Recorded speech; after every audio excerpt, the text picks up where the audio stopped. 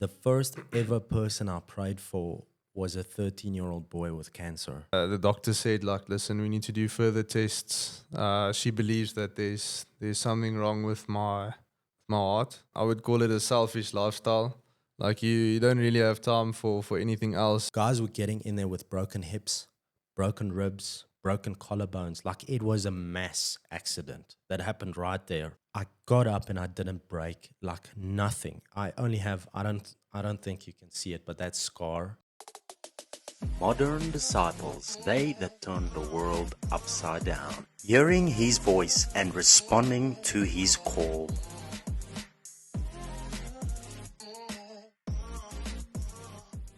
So, welcome back to Modern Disciples. This week we are in a very cool studio with a good friend of mine, Christiaan Klopper. He has such an interesting story, and I think that your story is going to inspire a lot of people because you are actively pursuing the talent God gave you. And there has been some holdbacks in actually pursuing that talent. But before we start and just go into your life and your story, I just want to say maybe comment down where you're watching from. If you are watching from another country, we are actually currently in South Africa. But if you are watching from another place, just leave it down in the comments. We would love to hear where you are watching from. But maybe, Christian, you can just introduce yourself, Christiaan Klopper. Tell us a bit of what you're busy with. I think your story, it's so interesting, and your lifestyle currently, it's very unique, and not a lot of people are actually aware of that. So today's modern disciple is someone who's active in an entire different sphere. So yeah, introduce yourself, tell us what you're busy with. Yeah, so like you said, my name is Christiaan Klopper, and I'm currently riding for a professional team called Sonolo Pro Cycling. It's a it's a newish team that started this year, or the ambitions this year is to go professional, and yeah, they recruited me as one of their riders. So yeah, that's currently what I'm doing, and yeah, I'm excited to tell my story today. Yeah. Yeah, that's so cool. So today's guest, you're a professional athlete, a cyclist, and I know um, you've had a profound career as a young athlete. I know you've raced in Europe on multiple occasions. Tell me a bit about what caused you to become an athlete and how what your successes were. So it started when I was pretty young. I think that's my first sport I ever did. My dad brought me into it because that's what he did, and I started racing actually with him on the back of the tandem. And yeah, What? I slowly moved up through the youth categories. I raced Cool. with Ricardo as well. Yeah. So yeah, it started like I think since I was able to ride a bike, I was racing. So Yeah. yeah, Yeah, so that's actually and where we met, right? yeah. We met in the cycling scene when I still used to race. And it's crazy how life brought us together once again in the studio today. Yeah, I think we actually met at one of those youth festivals, and yeah, I was a big fan of yours. I was always watching how you race, and like it was just unbelievable to me, like what you've achieved in Wow. Europe, and what you've done in just the South African scene. And I think it wasn't just me; it was a lot of other young cyclists that were looking at you, and they were like, "Wow, that's what I want to do one day." Wow. Yeah. No, it's inspiring actually to hear what your words are. I don't Mm. think you've ever told me this. Um, but a lot has happened even in my career. And I think I actually did a story on that on my YouTube channel of exactly what happened in my life, which actually allowed me to be where I am today. Um, I think one thing we can learn from sport, and especially being a believer of Jesus, is one thing that sport teaches you is discipline. I think that's a very profound thing. Like you, sportmen actually have something that that a lot of people actually don't have. And Paul actually he writes on this in his finish the race, be faithful, be disciplined, finish the race. And he actually uses that analogy of Mm. sport to bring that back to a believer's life and his lifestyle. But I know you've raced in Europe. I know you have a lot of exciting victories and exciting stories to tell. Um, tell me a bit about that season. That I'm sure you actually lived in Europe for a bit. Yeah, so I think I went over the first time just after COVID. That was my first year in Europe. I spent about 3 months in France. We didn't do a lot of racing because of the COVID regulations and whatever, but I did like 2 or 3 races, and yeah, I actually didn't perform too well, or not where I hoped I'll be and place myself. But yeah, it was a big learning curve for me, and yeah, it opened my eyes, and I got a bit of a fright. I didn't know if this was for me, and yeah, I had a lot to reflect on and to work on. But yeah, the next year I did a quite a good preparation with my new coach, and I changed up a few things, and yeah, I went over for full season the next year. So I was there from I think it was just after Feb until September. So that was my first proper season in France, and yeah, I didn't win any races. I got like 2 or 3 podiums, but yeah, it was a whole process. Like I started off at the very bottom, and I slowly Wow. moved up, and yeah, I learned quite a bit. And yeah, so I got a contract last year to go again, and this time to ride for EF's development team. Yeah, I remember actually. And yeah, I also had quite a good lead up to the season. I got a few victories here in South Africa, and then Yes. also my first race in France I won. So Yeah. yeah, it started off so well, and yeah, then just had like a few mishaps and crashes, and yeah, the rest of the season didn't go too well, and yeah, I actually didn't get a contract to go back again, and I thought my cycling career was over. I actually like called it quits.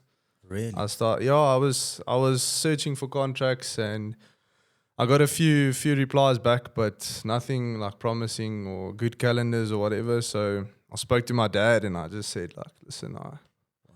I can't, and there's bills I need to pay, and I can't ride for free anymore, and I can't get a contract, so I'm gonna start working. So I actually started working at track in midstream in Really? October, and I worked there up until end of December. And yeah, well, I wasn't happy. Like I just thought every day that this isn't what I wanted to do, and my dream is obviously to become a professional cyclist, and that's what I thought I was working towards. And yeah, it's actually a interesting story. I had some trouble at work. Like I wasn't happy with the employees I was working with, and the boss was a bit like Yeah. harsh. And I I went to bed that night, and I was thinking, yes, what am I doing with my life, and like how can I like find something that'll make me happy again. And I was praying and just asking for some help, and just asking for a door to open. And actually I've seen about this Tonolo project, and I saw Reynard, one of the big South African names, was racing for them. And I tried to reach out in October, but I didn't really get any answer back. And yeah, after that night, I was just praying and just hoping for something to happen. And actually, the next day, I got a message from their coach, Instagram message that he wants to meet up and have Wow. a conversation with me. And What? yeah, it was actually at work as well. So he Nice. came to me in lunchtime, and I had a bit of an argument with the boss that morning, and I was already a bit like over everything. And he came to me at lunchtime, and he told me, "Listen, whatever they're paying you right now, we can do even better, and then you leave your job and What? come ride for us." And yeah, for me, it wasn't even. I didn't have to think about it. I just went straight to him and said, "Sorry, I'm done. I'm gonna Wow. race my bike again." So yeah, Wow. and I've just been so happy ever since. Like it was just like yeah. Wow. That is inspiring, Yeah, especially that you said like um, you were pretty much at the end of this of your yeah, career, and you know, seeing God's hand even in that, like mm, you pray about it and the doors open, and I think you you've done something and you've incorporated your faith into the sport, into Yeah. the decisions you make. And because I mean, I know what goes into cycling. I know the sacrifices. I know what it takes to be where you are today. Even winning races locally, not just locally, international races in France. And for those of you who actually don't know, EF, the team he had a contract with, it's a feeder team to the Tour de France teams. So that's pretty much just below the best teams out there. I just because the audience, they're actually quite new to your story. They don't know what sacrifice it actually is to be a sportsman, and especially cycling. The lonely rides out there. I know you had to sacrifice a ride to be here today, just recording this. Like for me to have you on this platform today it actually doesn't happen. Like there's not time as a cyclist even to do this. Tell us about what your week generally looks like. The kind of time and effort you put into the sport. Just inform them, because I don't think the audience knows. Yeah, it's definitely a bit of a, I would call it a selfish lifestyle. Like you don't really have time for anything else, and it's a lot difficult to make time for friends and family. And there's a lot of friends that you obviously lose. I think Ricardo can testify to that, because you can't always go out, can't always have some fun nights out. You have to go to bed early, eat the right food, and it's mentally that plays a big role, because you feel sometimes that you're on your own. So it's quite tough, and also the hours you do is also, it's crazy. You do anything between 25 to like 30 hours a week, depending on like when you race. Obviously, in race season, if there's a lot of races, you don't train too much. But then the racing also, it takes a lot out of you. So it's Yeah. So what would you say is the average when you jump on your bike? Like, what is the sort of mileage or kilometers you look at doing on average? So it depends on where you're in at the season, but I'd say you do, like, we work on hours mostly. Yeah. So like 20 hours to 25 hours, maybe That's a more. lot. So that averages like 500 kilometers a week, more or 500 less. kilometers. a Yeah. week. Yeah, I might be speaking under correction, but I think it's more or less Yeah. that distance. Yeah. Yeah. Obviously, you look very skinny Yeah. at this stage, but you eat for two people because of the amount of training you put in. Yeah. I think it's quite interesting for someone who don't really know me. Like, to Yeah. see me, they probably think I don't I don't eat anything at all. But I think their mouths will fall on the floor if they see how much I eat, Yeah. and I still look the same. So it's just you expend so many calories every day. Like, I expend like anything between 4 to 4,500 per day. Wow. So obviously you need to put all of that back in your body, and it's, you eat basically for family of four almost. Yeah. Yeah, that's true. Yeah. And you don't get full of it. I remember when I used to put in big mileage. It's like you eat and you stay hungry, and I know it was nationals over the weekend. Yeah. So I believe your team didn't do. They actually did pretty well at nationals. I think I saw Rainy on the podium there. Yeah, it was quite an interesting race. There was a little group that went early on, and they quickly built up a lead of like 7 minutes. Wow. And that's quite a bit, and that's all in like one lap. And I think everybody just sort of looked at the big names to close it, like Stefan de Bot and Alan Atherley. Yeah. And I think they were also watching each other and racing each other, so they didn't want to put like too much of an effort in. So I think with like 2 laps to go, I tried to go across with Stefan de Bot. And in one lap, we actually made up like 4.5 minutes. And that's just me sitting on his wheel. So Wow. that's just to see, like, it's a big difference to where we are locally, and to like an international pro like Stefan. Like, it just opened my eyes, and I saw like where you actually need to be, and that's insane. But But yeah, we came. The closest we came was like a minute, and then I just couldn't hold on anymore. Wow. And I got back into the bunch, and we later caught Stefan, and we just didn't make it to the break. And Rainey sprinted for fifth, I think fifth or sixth. Fifth. I can't remember. Wow. But it's not a complete loss. We obviously wanted to do a bit better. Yeah. But Yeah. no, I'm very happy for the guy that won it. I mean, he's been in Yeah. the scene for quite a long time. I think you know him as well. Yeah, he actually, So- Daniel Matthews, he used to be my medicine partner. Yeah. We have an African title together. Mm. I think, so the kind of people you rubbed shoulders with over the weekend, I mean, Alan Hatherley, he's a Olympic medalist on the mountain bike. Yeah. Was he second or third?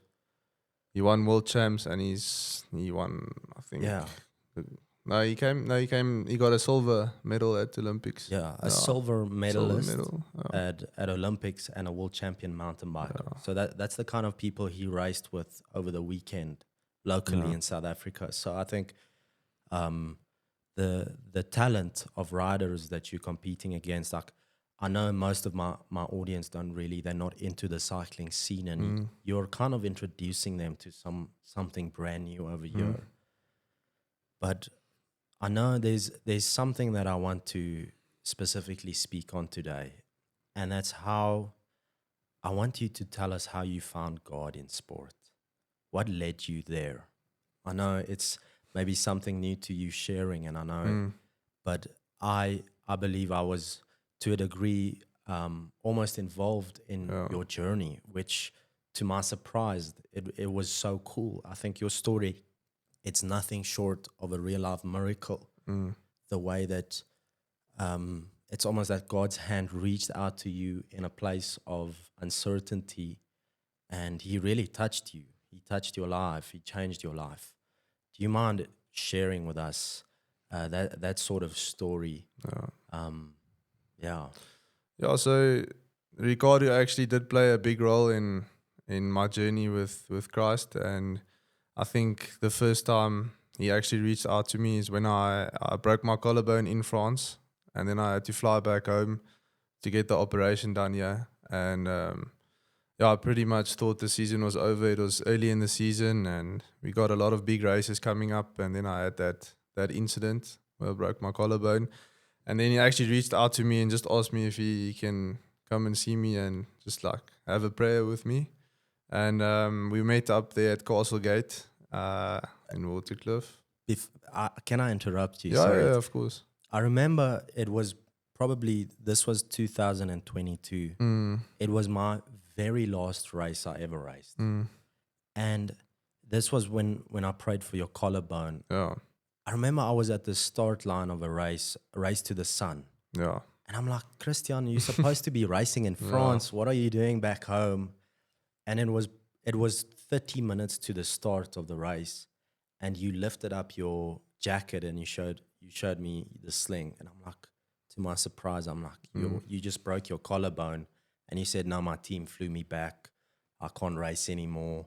And at that stage, I believe you broke your collarbone like a couple of days ago. yeah.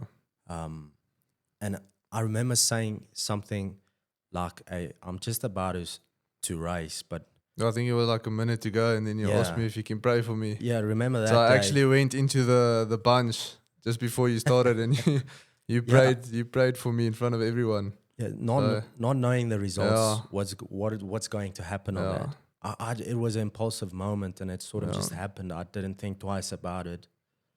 Yeah, I think also at that stage, like I wasn't like on the journey I was now with my belief, and I think I haven't truly accepted like God in my heart at that point of time. And it was crazy like how much help He actually sent out to me. I think you prayed for me there, you prayed for me again a week after, or A it year was later. shortly after.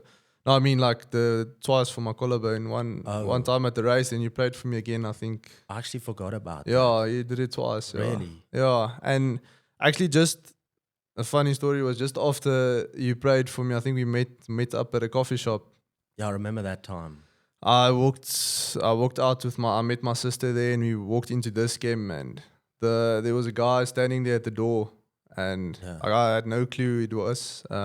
Never met him in my life, and he just also put his hand on my shoulder and asked if he can pray for me. What? And yeah, being at that point of time where my belief wasn't quite there, it was all quite strange to me, and I was a bit uncomfortable. It was like Yeah. you're doing this in a public area and everyone's looking at us, and it's a bit strange. And yeah, I think once you've truly accepted God in your life, and once you've uh, once you've been working on that journey with Him and just like accepted Him, that's when you need to also be a believer to make the miracles happen. I think so. Like now as a true testament, I met a friend a year back, Pietie Oosthuizen, and he was telling he was like he was working on my sorry, stress bietjie. He actually he talked to me about watching a Netflix or not a Netflix series, a TV series called The Chosen. Oh, The Chosen. Yeah, Oh, I know that. We actually, my wife and I, she's just sitting behind cameras. yeah. We're actually about to start watching season 4. Mm. Yeah. Okay. Yeah. I've run through the whole thing, but it took a while. Like he was asking me every day, please watch it, please watch it, Wow. please watch it, and I never truly like. I watched the first few episodes, but I never like got into it. It wasn't like Yes. it didn't um it didn't really get into my heart. And then I watched like up until season 3, and then I started to watch it over again, actually with him, and then it No just like ways. it changed everything. Like the message that you get through that series is like actually That's true. so unbelievable, and it gives you the tools to work on your belief every day. And Yeah. and I think since then, I think that's also when I started to work, and when my cycling career was quite like I thought it was finished. I started watching that series, and I started working on my journey with him again, and then just all the doors opened to Wow. me again, and yeah, Wow. I that truly is- accepted him in my heart, and I try to work on the relationship every day. It's quite a big sacrifice. I don't think a lot of people actually know like what it takes. I've always been going to church and going to cell groups and praying, but I think I never like truly worked on that relationship and put him first in my life and do everything for him and with him. Wow. And I think that just Yeah. So I remember, I just want us to go back to that day. Myself and the other guy prayed over your collarbone. I remember you said like you broke your collarbone within the space of a couple of days, and I saw you just when you came back from France, because it was 2022 somewhere. I remember seeing an Instagram post of you racing in France, and then literally a weekend later, you in South Africa with a broken collarbone. Like it was in the space of a couple of days. But you told me something, and this was a year afterwards. You told me that you went and you rode your bike that the day after you got prayed for. Like that's not supposed to be happening. Yeah. Like you can't. Just remind me about that. I can't. Yeah, I actually also sort of forgot about that. After you prayed for me the next day, one of my friends asked me, "Listen, do you want to go for a ride?" And I said no. So, I broke my collarbone, and that was the morning of the ride. And then he just said, "Yeah, they're going out at 10 and whatever, and good luck to me. Sorry to you about my collarbone." And then I just decided, I'm gonna jump on the bike. I took the sling out, and I just sat on the bike in the house. I rode like in the kitchen, and I felt, listen, it feels fine. Like I can, No ways. it feels okay. Like I don't feel any pain. Like it's a little bit uncomfortable, and I'm sitting quite strange on the bike, but I'm gonna meet them. So I just now I Right. met them at the at our school, Waterkloof, and with broken collarbone and all. I did like a 2-hour ride. That's And, crazy. Yeah, it was. Yeah. Yeah, I actually forgot about that. Yeah. Yeah. So I always love to tell this story because ever since I got saved, ever since I gave my life to Jesus, the first ever person I prayed for was a 13-year-old boy with cancer. And I didn't mean to pray for him. I accidentally stumbled across him. And I got such a big fright because he has cancer. And I'm at that stage, I was a believer for 3 weeks. It was just after matric. I just gave my life to Jesus. And I started praying for this boy with two other 13-year-olds, two of his friends. He had a tumor the size of like an old CD on his hip that disappeared in front of our eyes. And to me, the miracle meant almost more to myself than it did to him, because I realized in that space of time that Jesus is actually alive. Because what the Bible teaches us is that miracles validate his existence. Like miracles are a witness from God that Jesus is alive today. And they're also a witness from God that he actually loves us.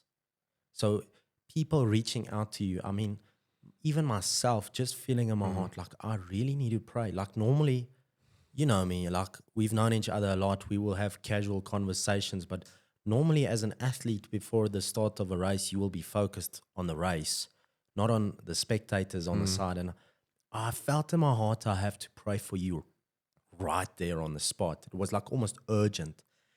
And even that guy you talking about in Discam, and that is from God to show you, like, Christiaan, I actually love you. Yeah. And in relationship, I want to pursue you. Like as young people, we many times feel, and even myself, I felt distant from God ever since, like, since 12 years old. I felt distant from God, but I can show you the documents, the things I wrote down in private, where God would reach out to me through people. And it would remind me of just how close he is to me, how deeply he knows my desires. Even racing in Europe, I mean, many times I was supposed to crash. There was this one moment in a race when I was still junior. It's called GP Rubliland. It's a race in Switzerland. We were like 200 guys in the bunch, and it bottlenecked from a 4-lane to a 2-lane. We were setting the road from left to right full, and the bottleneck effect caused the two guys in front of me, their back wheels closed down on my front wheel. So my fork, all the spokes broke in my fork, like every single one of them. I went straight to the floor, and I remembered like going over my handlebars. It was at like 65 kilometers an hour, falls flat down, and I was tumbling. I was probably lying on the floor for like a minute and a half for the mountain of riders to get off me. It was this mountain of riders. My helmet broke because somebody's handlebars like pushed through my helmet. My shirt torn because somebody's handlebars, his shifter went through my clothes. And the ambulance stopped. Like, guys were getting in there with broken hips, broken ribs, broken collarbones. Like, it was a mass accident that happened right there. I had to get a new helmet. I had to get a new jersey. They gave me a new bike. They threw my wheel in the field. But the scare, it was very scary getting up and feeling like, did I break anything? And I got up and I didn't break, like nothing. I don't think you can see it, but that scar. Yeah. I don't know if the camera see will it. be able to see it. There's this little scar that's the only scar I have from that crash. And I knew I got up there, and I, even as far away from God as I was at that stage, I was saying, Lord, thank you so much because you kept me safe through this crash. Like, I had, at that stage, my mom was praying for me. 100 ladies back in Ermelo on a WhatsApp group was praying for me every single race. And because of their prayers, I know I went through my cycling career in a way that had a lot of favor on. Yeah. Like, and I even believe your life, as you said, you worked at that shop and you prayed and doors opened. And I know, even I'm following you on social media, you have a successful year already as a local cyclist. I see you win races every second weekend almost. But I remember that time you told me about your collarbone. We had coffee in the shop. I was visiting our good friend Damon Yeah. in Pretoria, and by chance, the same day I was in Pretoria, I saw an Instagram post from you. I don't know if you have the freedom to speak about that. I remember reading the post, and you were saying something in the line of, and so my cycling journey comes to an end. You were saying that you had a bad test from a doctor, from your heart condition. Yeah, I signed a contract to go to France again. Actually, this time for Division 1 team. The previous team I was racing for was a Division 3 team. So it was quite a big step up. And for me to get my license through them, they send you for a medical checkup. And a few weeks leading up to this, I noticed in my racing and in my training, I get quite like bad heart palpitations. And like my heart rate will just shoot up, and it'll happen in recovery periods. Like when I'm racing, when I'm riding easy, then my heart rate will just shoot up and just stay there. And I got the worst heart palpitations. And yeah, I went to that medical checkup and I mentioned that to them, and they let me do a EKG test on a watt bike. And then after that they pulled the results, and you could see like there's something like really strange going on there. And so the doctor said, like, listen, we need to do further tests. She believes that there's something wrong with my heart, and they want to send me for MRI. So yeah, I went to the MRI, and a week later the doctor phoned me and asked me, listen, can I please come in, and can I please bring my mom and my dad with? So, yeah, That's scary. that is scary. So I sort of expected that the news isn't going to be too great. And I brought my mom and my dad with, and she sat us down and she just said, listen, like I can't race my bike or do any exercise for, she said, for the rest of my, or almost my life, until they can like fix the problem. And she told me I got myocarditis.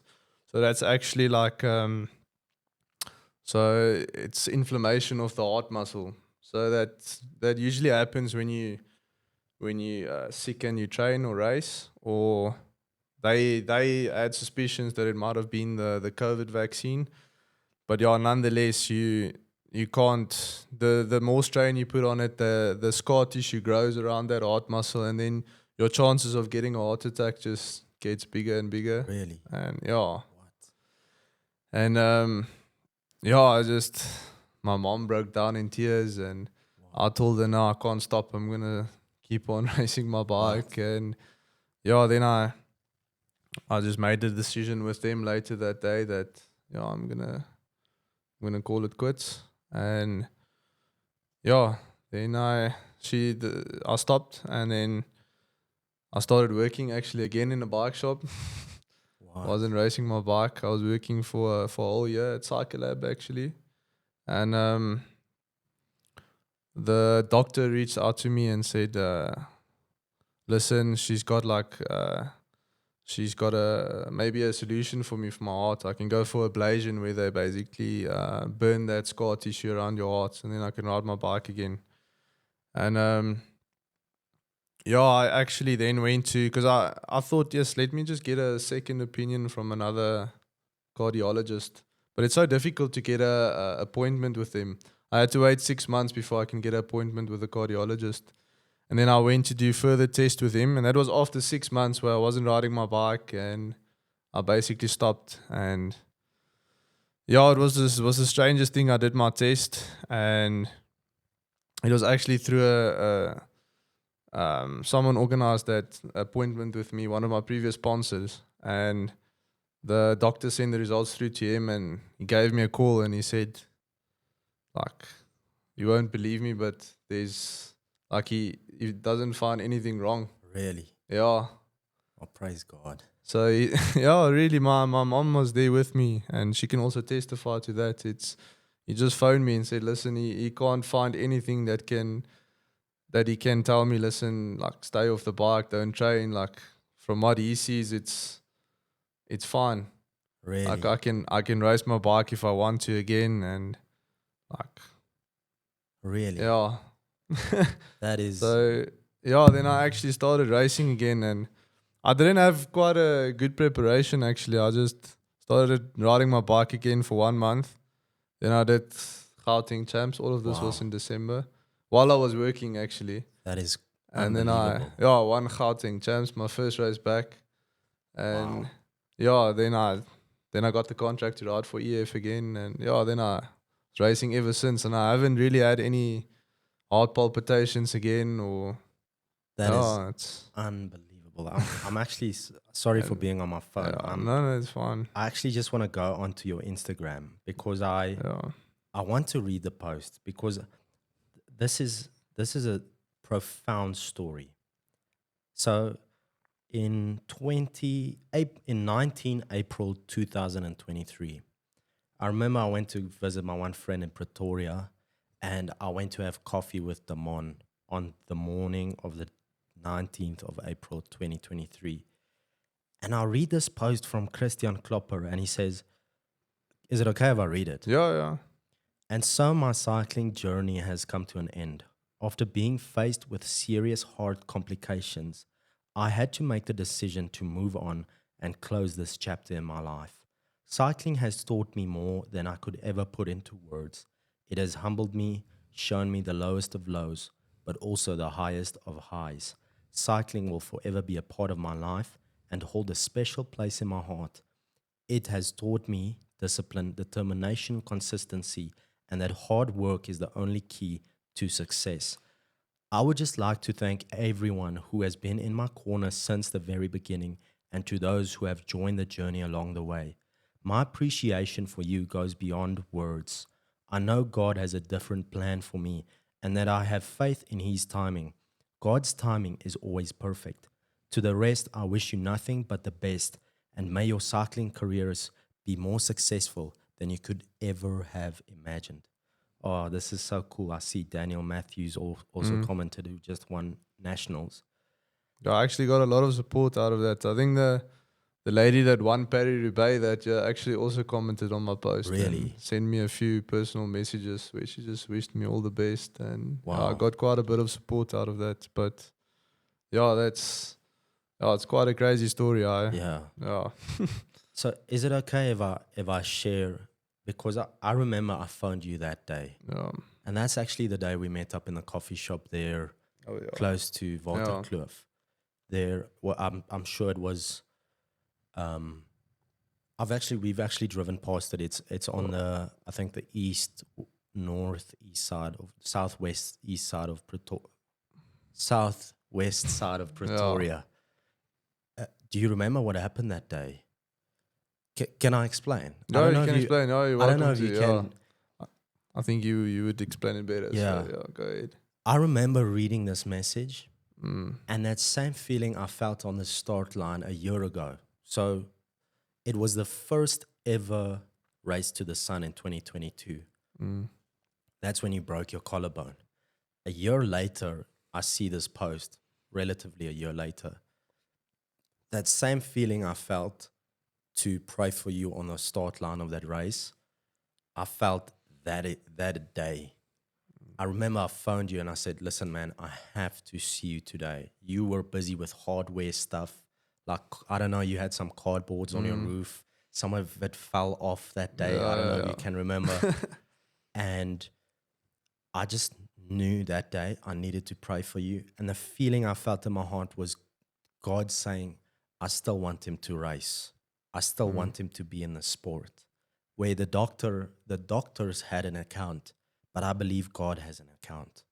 And God's account is more important than what anyone else says. This is profound. Because I remember I prayed for you that day. I don't know if you can remember this. No, I can remember, yeah. And I remember I said, God wants to heal. Don't we have a voice recording of it somewhere? I'll actually go look it up. Yeah, maybe I you have. believe- I don't know. I don't think I have I one. believe I actually That's recorded it possible.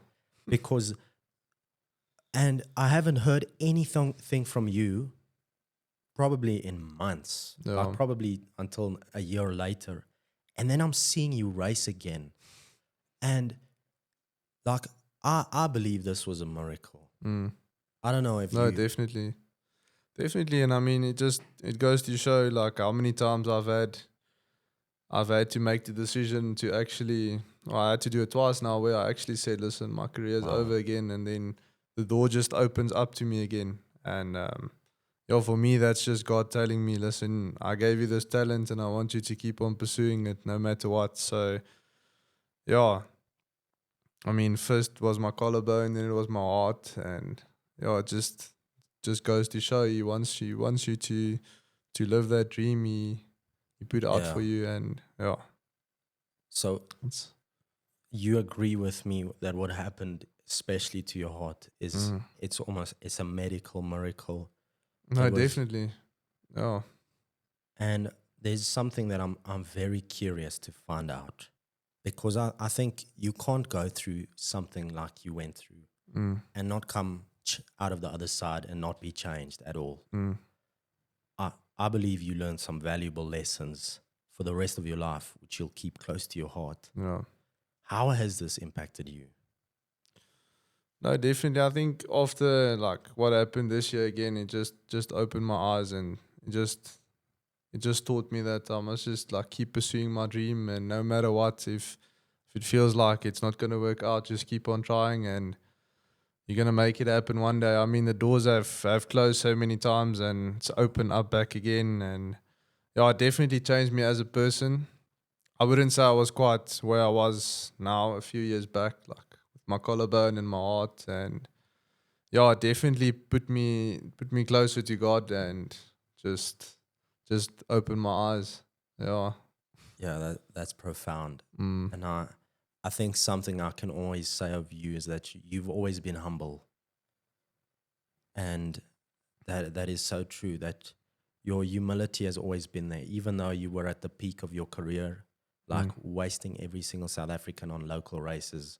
Because I remember when I just came back into cycling, you were roasting all of us every single weekend, like winning so many races that it's got normal to you. But at that stage, I was the newbie. I remember when Just I got just back into it, just yeah. got back into, and you were still humble, even though you had every single reason to almost not be that way towards me because of my history, what I've gone through, what the people said about me. But you still chose to be humble, and you still chose to be human in a sense that, hey, I'm going to respect you. And I appreciate that about you, the way that you handle yourself, even at your lows and your highs. And I think that testifies of God using you and God being so part of your life that you carry that character. Is there something that you would tell the young Christiaan? Yeah, just to keep on pursuing your dream no matter what. And if doors close, just keep on knocking. It's gonna open back up again. And yeah, just work on your belief and your relationship with God, and everything else will fall in place. Wow. Yeah. Yeah, that's true. I think that this is such encouragement for young athletes out there. I think even the way God came to you in a place where you broke a collarbone, where your heart wasn't working properly. Like even the doctor said you'll never be able to race again. And then suddenly there's nothing wrong with your heart anymore. And I personally want to say that miracles point to one man only, and his name is Jesus. He chooses to use people.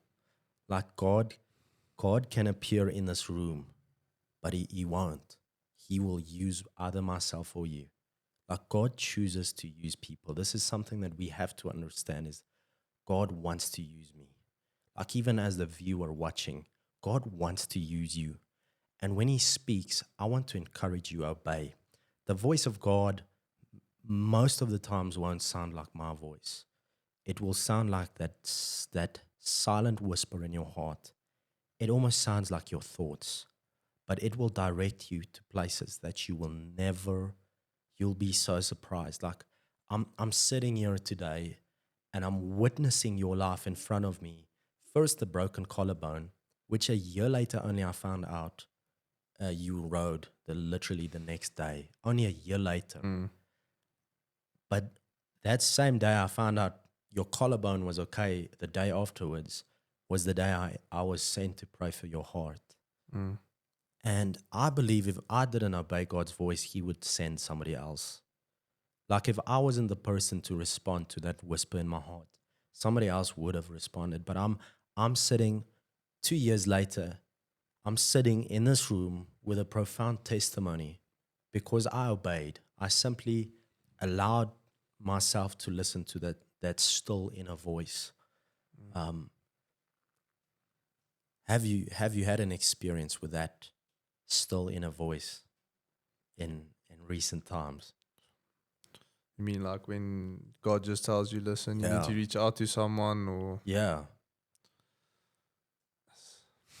Interesting question. yeah, it is quite interesting. I think just the way you signed your contract with the new team. Yeah, I think that I think that's a perfect example actually. Yeah.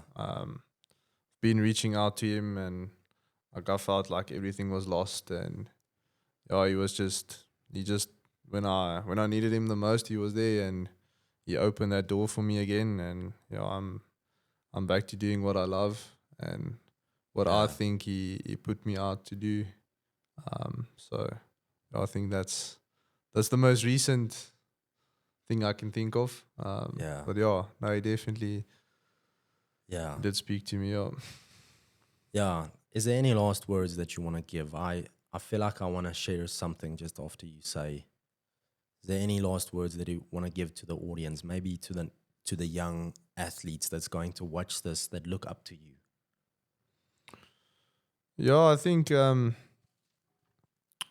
the it's definitely a stressful sport, and it's always difficult to, especially for a South African, to make it in the international scene, and there's a lot of stress that comes with it, and you can't always see like a clear career path ahead of you, and I think the best way to take it on is just to take it step by step, pray every day, and just believe that everything's going to work out. I mean, I can be the perfect example. Like I've called it quits a few times, and Yeah. I've gave up, but like God just forces me back on the path again. So Yeah. yeah, just keep on working on your relationship with Him, and yeah, put Him first in your life, and everything else will work out like it's supposed to be. Wow. Yeah. Yeah, Christiaan, I appreciate your time today. I think even from your story that you told us today, I want to encourage the audience. I think your story will, like what's happening here this morning, it's going to reach some people who has to hear this. And even though we have given up on God many times, He remains faithful. Religion, we are not in religion. Religion is man's attempt to get to a distant God. But Jesus Christ came to reveal to us that God attempted everything, even sacrificing His own Son to come to us. And that's God has already put in all the work and effort to reach out to us. That even what the New Testament teaches is that the fullness of God was within Christ. It's in 1 Colossians, I believe it's 19:20. And through His sacrifice, God reconciled us back to Himself. And then maybe some of you are here, you just listening to this story because you like this gentleman next to me. But maybe you have to hear that God is not angry at you, that the guilt or the condemnation you've been feeling in your heart is actually not even from God. Maybe God wants to love you. And maybe the way that God reached out to Christiaan to show his love towards you was the reason you changed.